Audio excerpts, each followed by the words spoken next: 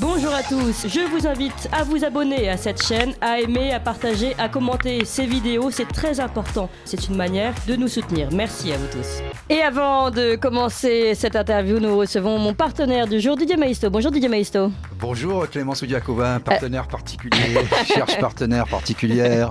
Ben voilà, c'est trouvé. Allez, on se tourne tous les deux vers notre invité du jour.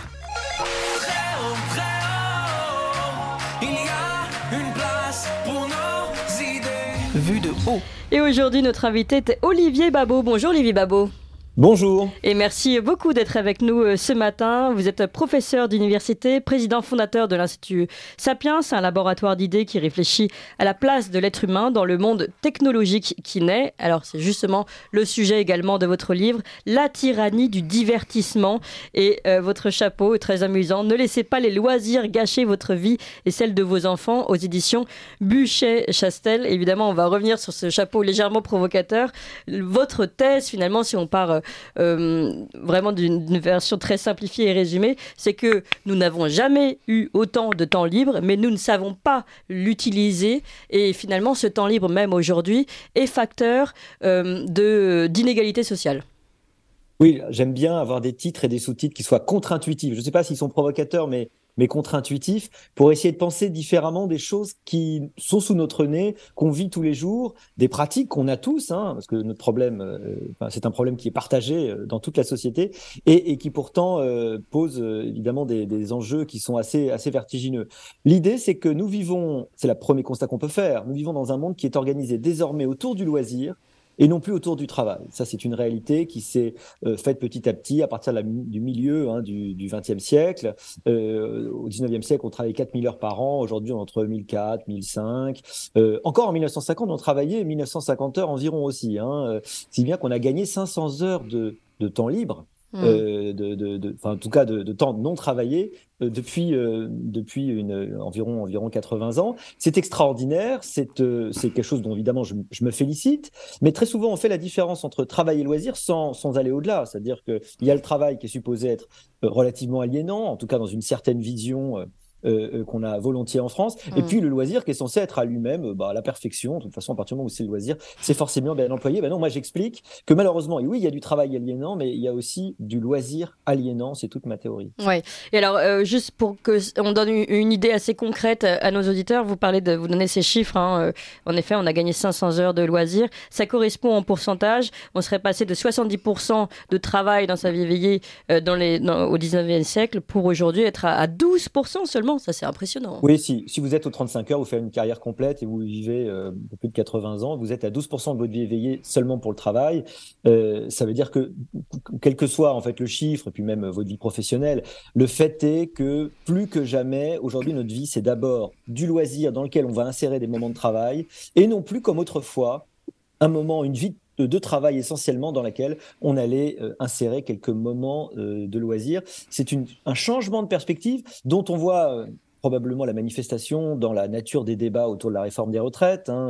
Les gens dans l'arbitrage travail-loisir, aujourd'hui très concrètement, et ça c'est nouveau depuis pas très longtemps, vont préférer le loisir au travail. Il y avait eu un sondage à l'époque de Nicolas Sarkozy, vous vous souvenez, travailler plus pour gagner plus, et 60% des gens étaient plutôt prêts à donner quelques heures de loisirs en échange de revenus supplémentaires et donc de travailler un petit peu plus. Aujourd'hui, ce sondage, il s'est retourné. 60% des gens n'ont pas envie de travailler plus. Ils veulent les fruits de la croissance, ils veulent les fruits de la prospérité, mais ils n'ont pas tellement l'impression qu'il faille réellement travailler plus pour les obtenir. Ouais, alors pour que les choses soient claires aussi tout de suite, parce que dans votre titre, vous parlez de tyrannie du divertissement, et en fait après, nous parlons de loisirs, et ce n'est pas la même chose. Vous faites bien d'ailleurs la distinction, et même vous distinguez ensuite dans le loisir 3 types de loisirs. Est-ce que vous pouvez nous réexpliquer tout ça, Olivier Babot ? Absolument, c'est dans le cœur de ma thèse. Il y a plusieurs façons d'utiliser le temps pour soi, le temps arbitrable, celui dont vous pouvez faire quelque chose. D'ailleurs, il y a le temps de travail et puis il y a aussi, je sais pas, vous faites la vaisselle, vous passez l'aspirateur, on va pas appeler ça du loisir, sans doute c'est du temps contraint, c'est du temps où vous avez des obligations à faire. Mais enfin, même si vous enlevez ce temps contraint, on n'a jamais eu autant de temps à nous, de temps où on va pouvoir vraiment faire des choses pour nous, vous allez pouvoir l'utiliser à tout ce que vous voulez. Alors, pour moi, il y a trois façons types. Elles sont rarement présentées de façon pure, mais enfin, 3 façons types d'occuper son temps. Il y a le temps pour les autres, c'est-à-dire le temps social, le temps familial, le temps où vous allez être en communauté avec des gens physiquement, vous allez faire des choses ensemble. Bon. Il y a le temps pour soi. Et ça, c'est la référence que je fais évidemment à ce qu'on appelait en Grèce la skolé, c'est-à-dire le loisir studieux, ce qui a donné école, schule, escuela évidemment, school, c'est l'idée du loisir studieux, c'est-à-dire de ce qu'on fait quand on est assez riche pour ne pas travailler. Et la skolé, c'est en fait l'enrichissement de soi, c'est le travail sur soi, et les latins évidemment La ont toute cette idée lecture. aussi, la lecture, mais pour moi il y a aussi l'activité physique, tout ce qui va vous améliorer, tout ce qui va être une démarche active. Une démarche qui va vous faire grandir, une démarche de travail sur vous. Et puis la dernière forme, c'est ce que j'appelle le divertissement, évidemment par référence à Blaise Pascal, hein, cette idée que vous allez vous divertir, c'est-à-dire aller au-delà, d'aller dans une autre direction que ce qui est important. Vous allez essayer de vous oublier vous-même, d'oublier la réalité, de vous fuir. Donc il y a, et ça c'est du temps passif. Donc finalement, on a le temps pour les autres, le temps pour soi et le temps de fuite de soi. Voilà. Et moi, ce que je critique, c'est non pas le divertissement d'ailleurs tout seul, c'est l'excès du divertissement, c'est-à-dire un divertissement qui a phagocyté largement le temps qui aurait dû être alloué aux deux autres formes de loisirs. Et il nous faut du divertissement, on a tous besoin de temps en temps d'être passif, de se laisser aller, peut-être de regarder de temps en temps un petit peu la télé sans trop réfléchir. Le vrai problème, évidemment, c'est une question de proportion. Oui, évidemment. Et tout de suite, je le dis également, dans votre thèse, ce divertissement est majoritairement pris par aujourd'hui l'avènement des écrans. Didier Maisto. Oui, vous citez le mot aliénation, hein, et si on regarde l'étymologie, hein, c'est être autre, littéralement. Et vous parlez aussi de liberté, de temps libre, mais est-ce qu'on est vraiment dans la liberté ? Est-ce que ce temps est choisi ? Et est-ce qu'il ne dépend pas, puisque vous l'abordez dans votre livre aussi, de sa classe sociale, de sa capacité à faire le tri ? Et est-ce que ce temps libre, finalement, n'est pas une autre aliénation ? Vous parlez beaucoup des écrans. Comment s'en départir ? Comment s'en sortir ? Premier point. Et deuxièmement, est-ce que la société elle-même, évidemment, même si le travail n'est plus au centre des préoccupations, ça dépend de quel point de vue on se place d'ailleurs, mais est-ce que finalement la digitalisation galopante de la société, avec du temps d'écran auquel nous sommes tous contraints, que ce soit pour les impôts, pour une quelconque démarche, en fait, le choc de simplification promis par François Hollande est devenu un choc de complexification, pour dire les choses crûment. Comment faire justement pour ne pas être aliéné à ce qui pourrait être des loisirs, mais qui en réalité est du temps subi et pas de très grande qualité. Vous posez plein de questions essentielles et passionnantes. Hein, mais, la première chose, évidemment, c'est malheureusement, nous sommes tous influençables et influencés. C'est-à-dire qu'il y a des gens qui vont avoir intérêt à capter notre attention. C'est même devenu un marché extrêmement important. Le secteur de l'entertainment, du divertissement, est un secteur majeur aujourd'hui dans le monde. Il y a énormément de ressources qui sont consommées pour arriver à préparer les contenus qui vont occuper nos cerveaux. Sans autre but que d'occuper nos cerveaux, parce que le but est vraiment celui du divertissement. Il ne s'agit pas d'élévation, il ne s'agit pas d'apprentissage, il ne s'agit pas de formation, il s'agit de pur passage de temps. Il faut passer du temps. C'est typiquement, évidemment, la soirée Netflix. Alors, on est tous plus ou moins soumis. Alors, tous ne meurent pas, mais tous sont touchés, hein, comme dans La Fontaine. L'un de mes soupçons, l'un de mes cris d'alarme, évidemment, hein, c'est que malheureusement, on est d'autant plus démunis, effectivement, qu'on est peut-être plus bas dans l'échelle sociale. Pourquoi ? Parce que, vous savez ce que disait Cicéron, hein, l'humanitas, hein, les humanitas, c'est ce qu'on doit apprendre pour devenir vraiment humain, en fait. C'est-à-dire que la culture vous donne la force, la discipline d'être humain. Être humain, c'est pas un fait, c'est un choix, c'est une discipline de soi. Donc, c'est une très, très vieille idée, évidemment antique. Et bien, cette discipline de soi, elle réapparaît à un moment où, comme vous l'avez dit, les écrans peuvent jouer comme évidemment des formes de captation de votre attention extrêmement pernicieuses. Et il faut tout de suite dire que le drame des écrans, c'est qu'ils peuvent aussi servir au meilleur. On peut apprendre des choses extraordinaires. On peut aller sur YouTube, apprendre tout ce que vous voulez. Il y a des tutos pour tout. Vous pouvez faire de l'astrophysique, des équations différentielles, devenir extrêmement fort en histoire, découvrir le monde réellement. Sauf que le problème souvent des différents médias, des différents canaux et des plateformes, c'est qu'elles proposent tous les types de contenus, y compris ceux qui sont peut-être les plus faciles, ceux qui vont vous apporter le plaisir le plus immédiat. Et là, je crois qu'on est vraiment au centre de ma préoccupation, qui est qu'on est dans un monde qui est devenu très facile, peut-être trop facile. Il est devenu difficile de sa facilité. C'est-à-dire que tout nous est proposé sur un plateau, à une distance de clic, dans notre poche, une infinité de contenus divertissants qui vont nous plaire immédiatement, des contenus en mode stroboscopique. On peut penser évidemment à et justement, là, on est au cœur du sujet, me semble-t-il. Est-ce que la multiplication de l'offre, On le voit sur les chaînes de la TNT, par exemple, hein, beaucoup de chaînes, ou même pas simplement la TNT. Si vous êtes abonné à n'importe quel diffuseur, vous pouvez avoir 600 chaînes, des contenus sur YouTube à l'infini, etc., etc. Est-ce que on n'est pas dans un savoir superficiel? Et est-ce que la contrainte que nous pouvions connaître auparavant, il y a encore une vingtaine d'années, ou plus loin, de façon plus lointaine dans le cinéma en noir et blanc, par exemple, est-ce que cette contrainte n'était pas elle-même créatrice de cette forme, créatrice de fond? Est-ce qu'on ne creusait pas davantage les sujets? Est-ce que ça correspond à un travail du cerveau qu'on ne ferait plus parce que finalement on est des consommateurs passifs? En fait, vous posez la question de la facilité d'accès. Oui, et de la multiplication de ces canaux, en fait. Oui, effectivement, vous posez deux problèmes essentiels. On n'a pas remarqué, enfin, on n'a pas assez réalisé que jamais dans l'histoire de l'humanité on avait été face à une offre aussi pléthorique, c'est-à-dire une capacité de choix. C'est-à-dire que quand vous étiez un ouvrier au 19e siècle, déjà vous n'aviez pas beaucoup de loisirs, mais surtout le type d'activité pour vos loisirs était relativement limité. D'ailleurs, jusqu'à très peu de temps, la plupart des gens, ils avaient des loisirs dont la liste était limitée. Qui aurait pu imaginer qu'on ait face à soi, et quasiment à proprement parler, une infinité de contenus différents, de chaînes, de choses qui sont proposées, et quelque chose dont vous n'épuiserez jamais la diversité, puisque vous pouvez regarder toute votre vie, des milliards d'existences pourraient être consacrées à regarder l'ensemble des contenus, et ça ne suffirait pas. Notre cerveau, il n'a pas été calibré pour ça. Il n'a pas été calibré pour avoir autant de choix, si bien qu'en général, quand on a énormément de choix, ce que montrent les psychologues, c'est que l'instinct grégaire reprend le dessus, donc on finit par faire comme tout le monde. On finit par faire un choix qui est surtout le choix routinier et pas le choix le plus réfléchi. Ça, c'est la première idée. La deuxième idée que vous soulevez, évidemment, c'est le problème de la capacité à se concentrer et aller au fond des sujets, aller en profondeur, dans un monde qui encourage, pour plein de raisons, une forme de superficialité, une sorte de pensée en miettes, de pensée en pointillés, où on va être dérangé toutes les 2 secondes par des notifications, donc on va avoir du mal à se concentrer, et aussi notre cerveau va être habitué petit à petit à sauter d'un sujet à l'autre. On voit que aujourd'hui les vidéos, il faut les faire de plus en plus courtes parce que les gens ont du mal à se concentrer, que la capacité de concentration à long terme, même moi qui suis né dans le monde d'avant et qui ai grandi dans ce monde d'avant sans téléphone, sans ordinateur portable, etc., je vois que ma capacité d'attention a évolué. C'est ce qu'on appelle le sucre pour le cerveau, d'ailleurs, ces petites informations très rapides. Exactement. Qui utilise en fait les mécanismes de récompense, la dopamine, ce petit neurotransmetteur qui va donner un petit peu de plaisir quand tu as un like, quand il y a aussi le fait que notre cerveau adore la nouveauté. Il a été calibré probablement pour survivre dans la nature, pour essayer de regarder ce qui change, de regarder le petit truc qui va arriver. Donc la notification, elle va vous attirer.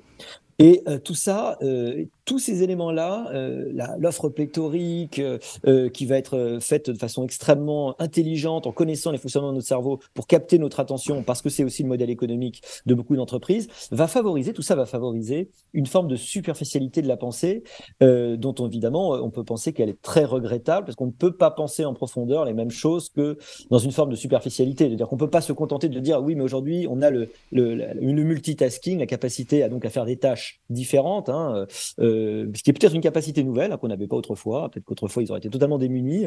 En revanche, la capacité à approfondir, on a du mal à ne pas regretter une forme de perte.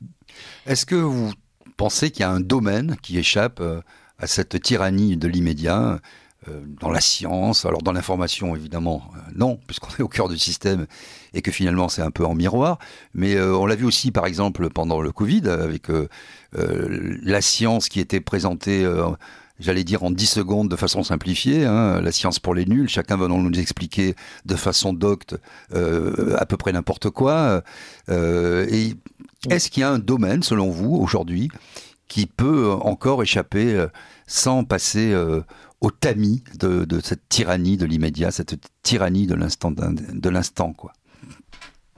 Hélas, j'ai l'impression que les îlots sont de plus en plus clairsemés et rares. En fait, la vraie tyrannie, c'est celle du plaisir immédiat. C'est celle de la volonté d'avoir du plaisir tout de suite et de l'incapacité à mettre le plaisir à distance, à le procrastiner, à l'épargner, à le capitaliser, si vous voulez. Le meilleur exemple que je prends, j'ai un piano derrière moi, mais c'est le développement, par exemple, d'une capacité à jouer d'un instrument de musique.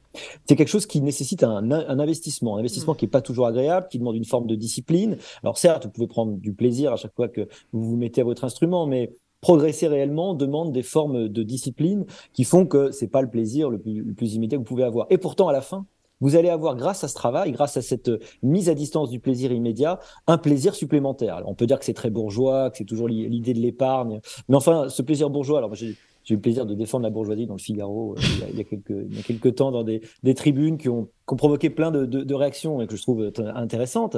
Ce plaisir bourgeois, dont je parle dans le livre aussi, hein, cette logique bourgeoise de l'utilisation, peut-être une forme d'instrumentalisation, elle n'est pas à rejeter ou à repousser, à condamner d'un revers de la main, parce qu'elle a prouvé en fait aussi une forme d'efficacité, c'est une sorte d'éthique, effectivement, de discipline, de la mise à distance, de la discipline, pas par rejet du plaisir, sûrement pas. Hein. C'est là où je suis beaucoup plus antique que chrétien. Hein. On ne condamne pas le plaisir parce qu'il est mauvais en lui-même, on condamne le plaisir pour le maximiser.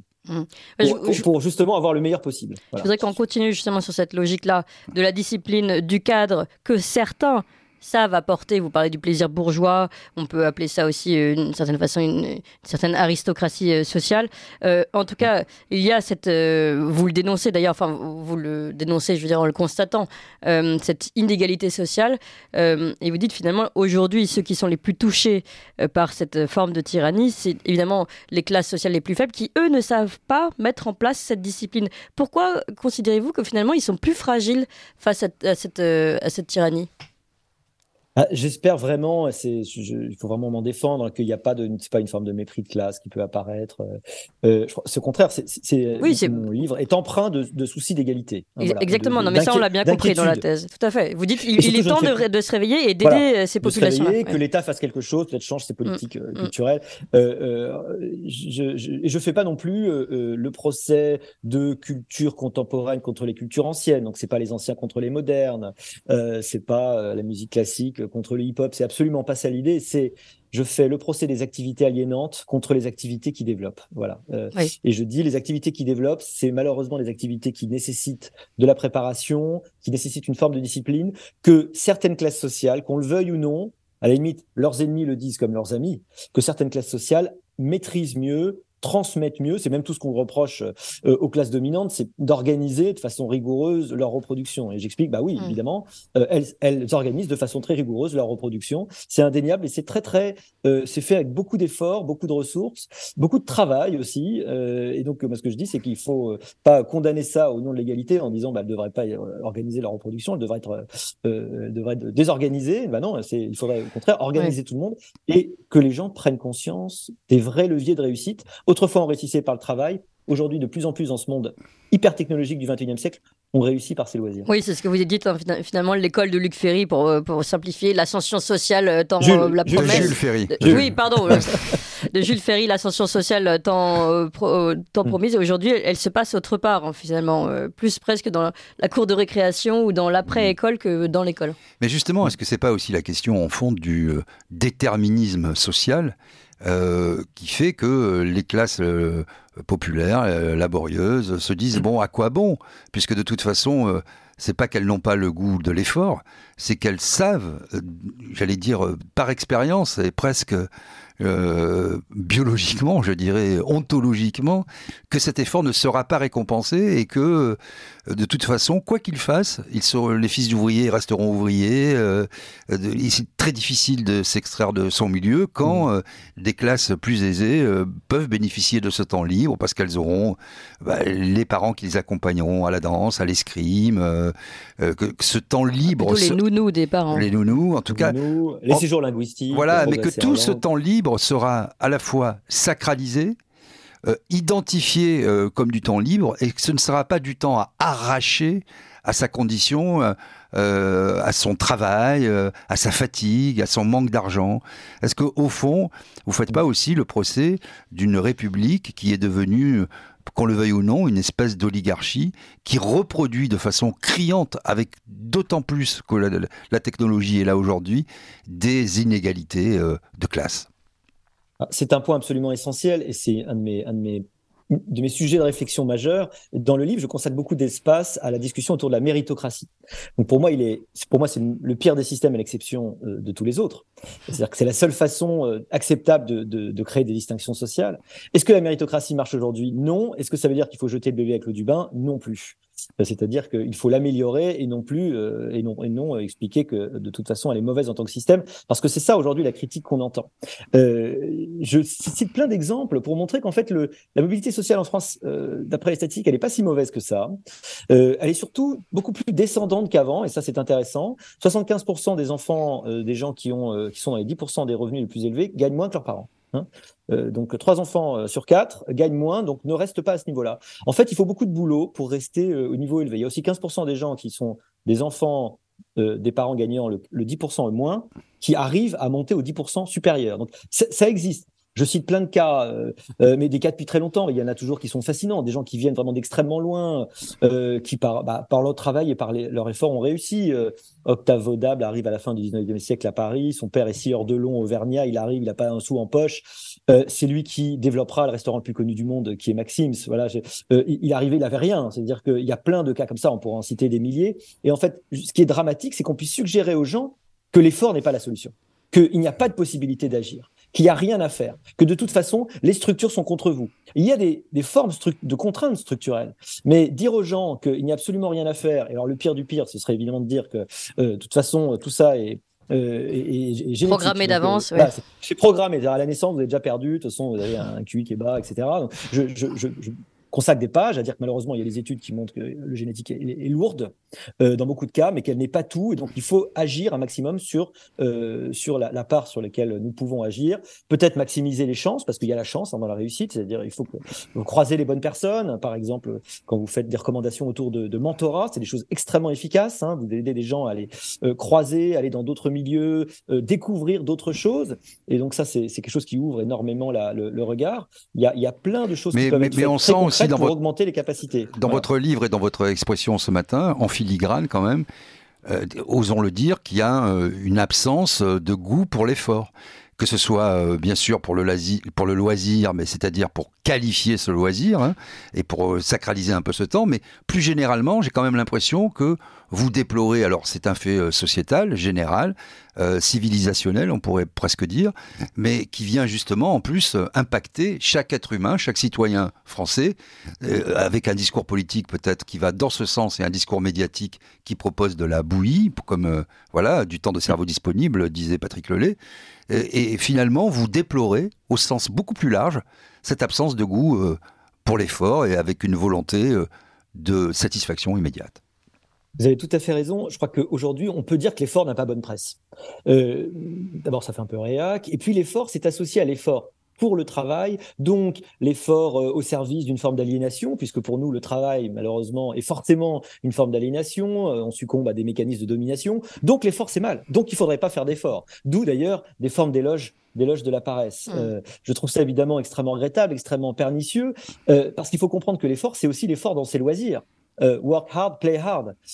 Encore une fois, il ne faut pas opposer le travail, d'ailleurs le temps rémunéré et le temps non rémunéré. Ça a assez peu d'intérêt, cette opposition. Il faut opposer l'activité qui élève de l'activité qui aliène, l'activité qui vous abaisse.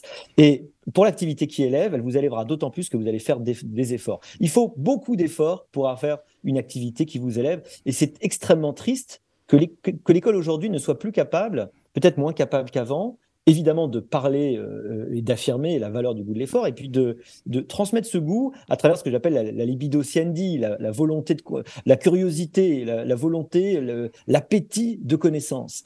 Parmi les choses que l'école fait peu, apprendre à apprendre, d'ailleurs, c'en est une malheureusement, eh bien, il y a aussi cette transmission de la volonté, de la joie, de la joie d'apprendre et de la joie de faire un effort dans le travail pour soi. On n'est pas dans l'effort aliénant. Malheureusement, c'est comme ça qu'il est trop souvent compris. On est dans l'effort qui est un effort qui vous grandit. Donc, c'est un peu l'effort du sport, par exemple, si vous voulez. Alors Olivier Babot, conversation absolument passionnante et on va continuer de discuter avec vous, notamment savoir quelles sont vos solutions déjà concrètement aujourd'hui, ce que vous proposez dans votre livre pour pouvoir sortir de cette tyrannie du divertissement, au moins les premières clés. Et puis un autre sujet absolument passionnant dans ce livre, c'est la notion du temps sur laquelle j'aimerais qu'on revienne. On continue d'en parler, votre livre, La tyrannie du divertissement chez Bucher-Chastel, toujours avec Didier Maisto, après ces informations. Ligne droite.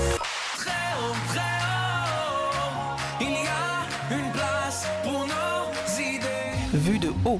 Et nous sommes de retour avec Olivier Babot, professeur d'université, président fondateur de l'Institut Sapiens. L'Institut Sapiens, je rappelle, un laboratoire d'idées qui réfléchit à la place de l'être humain dans le monde technologique qui naît, auteur d'ailleurs d'autres ouvrages, le nouveau désordre numérique, notamment chez Buchet-Chastel.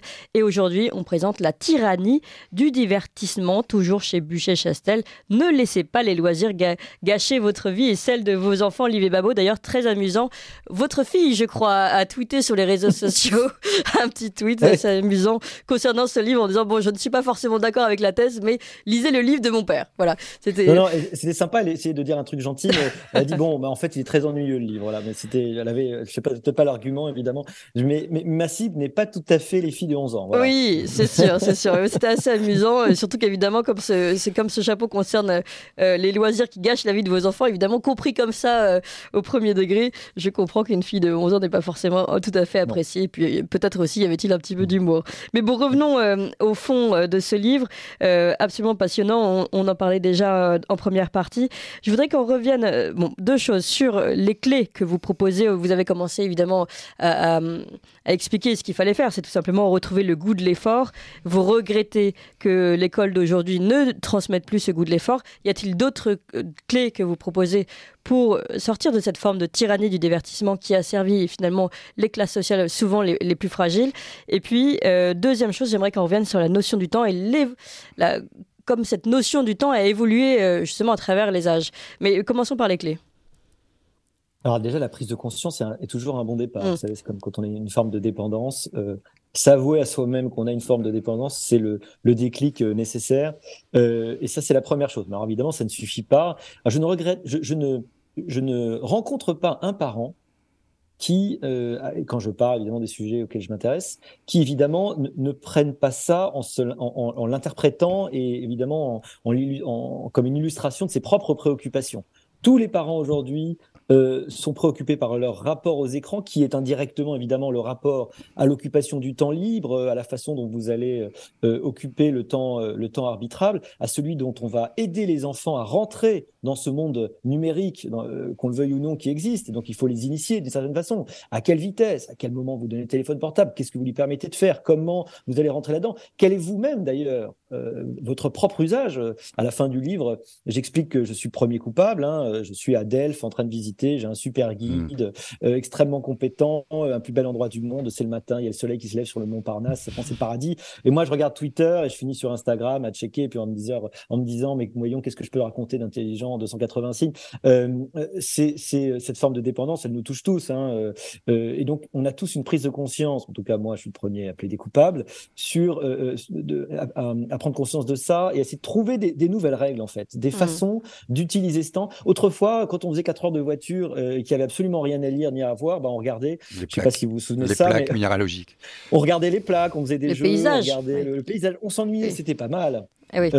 Aujourd'hui, on est dans un moment où on l'a tous fait, de dire que celui qui n'a jamais péché nous jette la première pierre, mais équiper les enfants un petit peu bruyants, acheter quelques minutes de tranquillité au restaurant avec un écran. Bon, je crois que c'est la question. Il ne s'agit pas d'être un ayatollah, voilà, du tout, mais d'essayer de prendre conscience que, par exemple, l'écran diminue vos interactions avec vos enfants. Qu'avoir toujours son téléphone chez soi, ça va diminuer vos interactions. Que l'enfant, quoi que vous disiez, à la fin, il va très souvent suivre votre exemple et pas ce que vous dites. Évidemment. Il va faire ce que vous faites et pas ce que vous dites. Donc, vous pouvez lire Proust toute la journée. Si vous-même, vous êtes sur TikTok, évidemment, ça ne marchera pas. Et donc, il y a des trucs tout simples. Petit à petit, il y a des petites victoires. Je pense que c'est exactement chez les alcooliques anonymes, ça doit être pareil. Il y a des petites victoires. Donc, vous posez votre téléphone en arrivant dans le vide-poche et vous dites, tant que mon enfant n'est pas couché, je peux le laisser, sauf si, évidemment, des choses qui sont pressées, évidemment, des choses professionnelles, qui est une des complexités, puisque très souvent... Le professionnel envahit le privé, désormais. Oui. Voilà.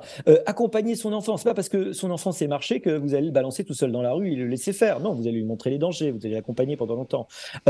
Ne pas hésiter à y aller ensemble sur les plateformes, peut-être sur YouTube, en disant tiens, mais tu vois, regarde, dans le type de contenu, alors il y a les trucs très faciles que tes copains te montreront, oui, mais regarde, il y a des choses beaucoup plus intéressantes que tu peux aller voir. Tu peux aller apprendre des choses. Moi, je cite un exemple qui m'a... J'étais assez bluffé, donc comme quoi il faut vraiment laisser les choses ouvertes. Il se trouve que je m'intéresse pas du tout au foot, mes deux jumeaux garçons de 9 ans, énormément. Bon, ils pensent qu'à ça tout le temps, bon, c'est super. Et alors, ils se sont fait une culture assez incroyable de football en allant voir les résultats d'obscurs championnats dans d'obscurs pays.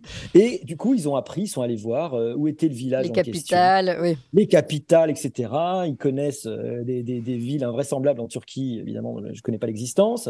En fait, vous pouvez apprendre plein de choses, mais on est complètement dans cette démarche, c'est-à-dire que la démarche active, vous allez construire quelque chose, vous allez réfléchir à ce que vous faites, vous allez avoir une démarche de découverte et de construction autour d'un centre d'intérêt, ça c'est extrêmement positif.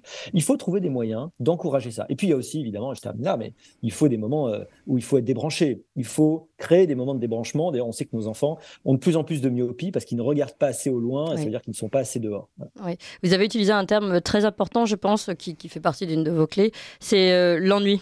Vous avez dit il faut savoir s'ennuyer finalement. On pourrait dire plus simplement savoir déconnecter, mais savoir s'ennuyer, ne pas chercher sans arrêt cette stimulation. C'est un truc que en ce moment j'essaie de travailler là-dessus. Parfois dans le métro, ne pas prendre mon téléphone qui est toujours la voie de la facilité, scroller, n'est-ce pas, dérouler les réseaux sociaux et essayer de rêvasser comme je pouvais le faire avant quand j'étais obligé de rêvasser parce que j'avais pas de téléphone portable jusqu'à un certain âge. Cette rêverie, je trouve qu'elle est extrêmement importante et en fait très vite, un peu comme le fait de marcher, par exemple, qui est extrêmement bon. D'ailleurs, il paraît que ça aère le cerveau, ça a plein de vertus. En fait, il y a plein d'idées qui arrivent tout de suite. Et d'une profondeur, d'un intérêt qui est tout de suite plus intéressant. Et là, que vous vous rendez compte qu'en fait, le déroulage des réseaux sociaux vous empêche, vous met à distance de vous-même. Donc, c'est en ça que c'est vraiment le divertissement.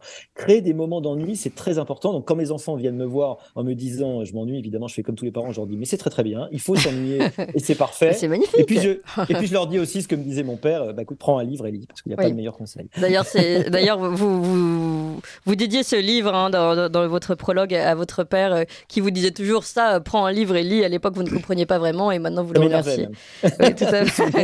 Je faisais le contraire par esprit de contradiction, mais maintenant je comprends. Voilà. Et alors, deuxième chose importante encore, c'est cette notion du temps. Alors, qui change à travers les âges, vous le décrivez dans votre livre, et puis je vais rajouter quelque chose qui change même à travers les pays, à travers les mentalités, les cultures. Et alors, à travers les âges, c'est intéressant parce qu'on a toujours tendance à se dire, alors, le progrès ayant bien fonctionné, nous sommes aujourd'hui donc libérés d'une forme d'aliénation de travail, de la souffrance physique, etc. Et nous avons gagné ce temps dont vous parlez. Or, comme on le disait tout à l'heure, finalement, on a l'impression qu'on court après notre temps. On n'a jamais eu aussi peu de temps. Et vous donniez l'exemple des trajets. C'est vrai qu'aujourd'hui, les trajets de train, etc., sont toujours raccourcis. Et pourtant, ils nous semblent toujours trop longs. On a l'impression de perdre ce temps. Ça, c'est une première chose intéressante donc, à travers les sages et cette notion de progrès. À préciser qu'au Moyen-Âge, j'en parlais encore de votre livre avec un médiéviste hier, finalement, on avait cette notion de temps libre et de temps pour soi. Donc ça, c'est une première chose. Et à travers les pays et les cultures, ça m'est arrivé plusieurs fois de prendre le transsibérien en Russie. Les trajets sont très longs. On peut avoir pour 2 jours et demi de trajet, mais en fait, on rentre dans un temps tellement différent que ces 2 jours et demi passent. On ne souffre absolument pas comme les 2 heures pour faire le Paris Lyon, voilà. Lyon. Donc c'est vrai que il y a vraiment une notion du temps qui évolue en fonction des cadres et en fonction des âges. Sur ce paradoxe, c'est vrai que c'est très étonnant. Autrefois, pour prendre un billet à la SNCF, moi j'allais à la boutique, il fallait faire la queue, prendre un numéro, ça me prenait 2 heures. Aujourd'hui, je fais ça entre 2 portes, comme tout le monde, en un clic sur mon téléphone. Est-ce que ce temps-là, j'ai l'impression de l'avoir retrouvé? Est-ce qu'à un moment donné, je me dis, ah tiens, ça, c'est ce temps que j'aurais perdu à la boutique et je l'ai et c'est formidable. Non, c'est très bizarre. Pourquoi? Parce que souvent, on va rajouter beaucoup plus d'activités. Peut-être parce que justement, une partie de ce temps, il nous échappe un peu comme du sable entre nos mains, parce que grain à grain, il nous est pris. Dès qu'on a quelques minutes, hop, on va pouvoir se faire happer par les plateformes. Ça, c'est probablement cette première idée. Le rapport au temps, c'est un rapport qui se conquiert. Je crois vraiment qu'il faut arriver à prendre le temps. Quand les gens vous disent j'ai pas le temps, je comprends toujours, je ne veux pas le prendre. En fait, si tu veux, je n'ai pas le temps pour te voir. Si tu veux vraiment voir quelqu'un, tu te trouves du temps pour le voir. C'est pas possible. Sinon, en réalité, le temps est une chose extrêmement difficile à bien gérer pour en avoir. Et c'est vrai que historiquement, j'ai adoré aller regarder ce que racontent les anthropologues sur la façon dont on pense que voilà, on était organisé autour avant le néolithique, c'est-à-dire avant la sédentarisation. Avant, en fait, c'était un temps où on avait énormément de moments on était avec les autres en permanence. C'était un moment de loisir, des civilisations de loisirs. On est peut-être en train de retrouver cette forme de temps, évidemment, Sauf qu'on n'est pas avec d'utilisation. les autres cette fois-ci. Enfin, Et pas on n'est toujours. pas. Alors, c'est ça, le problème, c'est qu'on est esselé. On a gagné un truc qui n'existait pas dans les civilisations paléolithiques, c'est-à-dire le temps vraiment pour soi, le temps seul, justement, Mm. vraiment arbitrable, parce que j'essaie de montrer que ce n'est pas du vrai loisir, vous êtes toujours en communauté, partie d'une communauté. Au Moyen-Âge, en effet, on ne travaille pas tant que ça. Enfin, les journées sont très dures. Mm. Le travail est dur physiquement, mais on a quasiment autant de moments fériés que quelqu'un qui aurait aujourd'hui 5 semaines de congés payés et tous ces week-ends, contrairement à ce qu'on Mais pourrait dans penser. cette fuite en avant que vous décrivez, alors on l'a bien compris dans le monde des loisirs, mais elle est également vraie dans le monde du travail, parce que même si on passe moins de temps au travail, et alors là, je vais aller de l'autre côté du spectre, si j'ose dire, par exemple, un cadre supérieur aujourd'hui ne peut pas s'extraire des réseaux, enfin en tout cas de son téléphone portable, parce qu'il sait qu'il peut être sollicité à tout moment du jour et même de la nuit, le week-end, etc. Ça c'est un état de fait.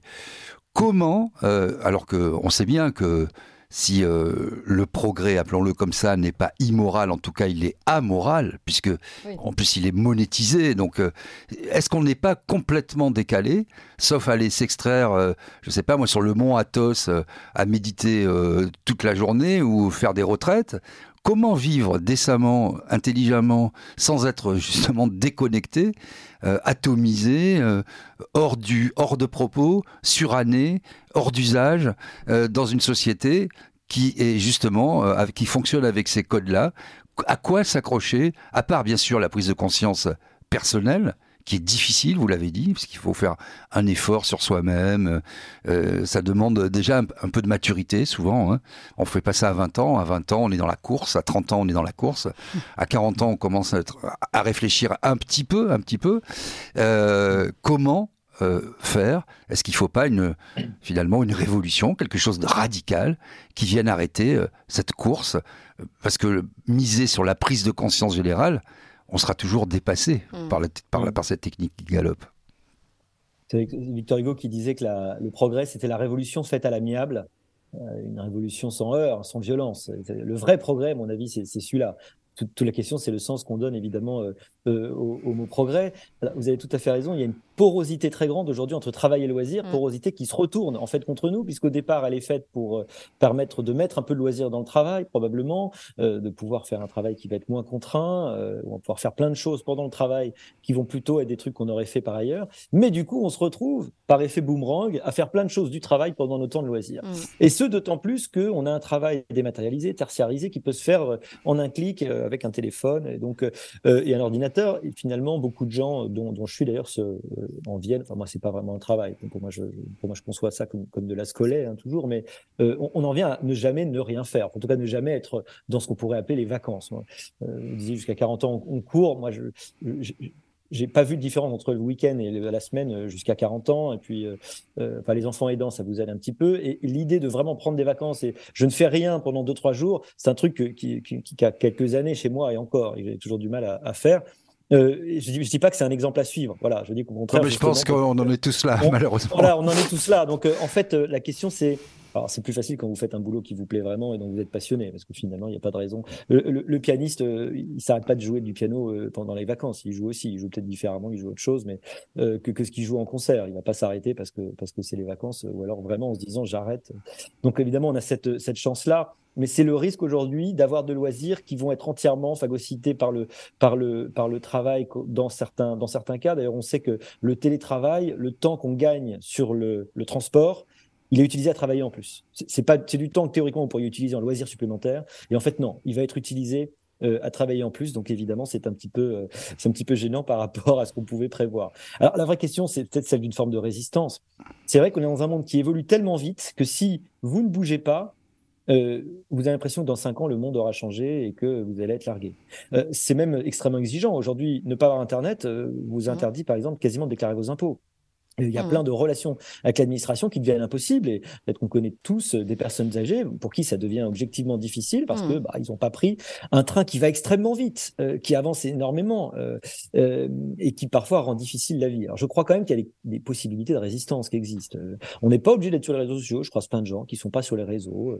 Enfin, parfois professionnellement c'est compliqué. Vous avez aussi une façon de tenir à distance ces choses-là.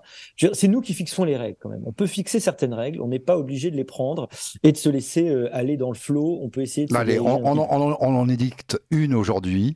Quand vous êtes en famille, avec votre femme, votre mari, votre compagnon, votre compagne, ou avec vos enfants, vous posez le téléphone portable et vous essayez d'avoir un temps de qualité entre tous les membres de la famille. Et puis quand vous êtes seul, vous prenez votre téléphone portable. C'est pas compliqué à mettre en œuvre, ça. Oui, alors pour les gens seuls, alors pour les gens seuls, il reste... Mais si, les gens seuls, ça peut être intéressant aussi, parce que ça vous permet d'être vraiment avec vous-même, et pas justement dans le divertissement. Mais je ne suis jamais seul avec ma solitude, chanter quelqu'un. Voilà.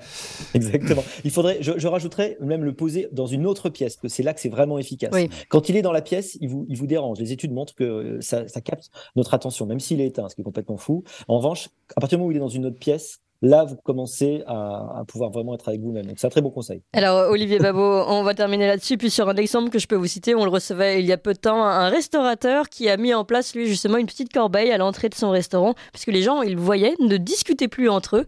Donc, obligation de déposer le téléphone dans la corbeille. Et en fait, son restaurant rencontre un succès fou à cause, ou grâce plutôt, à cette obligation. Il voit de nouveau, il dit, c'est incroyable, ces familles qui rigolent, ces couples qui s'embrassent comme ils ne le faisaient plus depuis longtemps. Ils savent enfin ce qu'ils mangent. Oui, en plus, c'est pas plus mal. Vaut mieux miser sur la qualité. En tout cas, voilà, la qualité du livre d'Olivier Babot, celle-ci, on vous la certifie. La tyrannie du divertissement. Très, très intéressant, vous l'aurez compris. Ne laissez pas les loisirs gâcher votre vie et celle de vos enfants chez Bucher-Chassel. Merci encore, Olivier Babot. Et merci à vous, Didier Maisto. Merci à tous. Merci beaucoup. Vous appréciez cette émission? Alors aidez Radio Courtoisie à en produire d'autres en indépendance totale. Rendez-vous sur soutenir.radiocourtoisie.fr. Merci d'avance.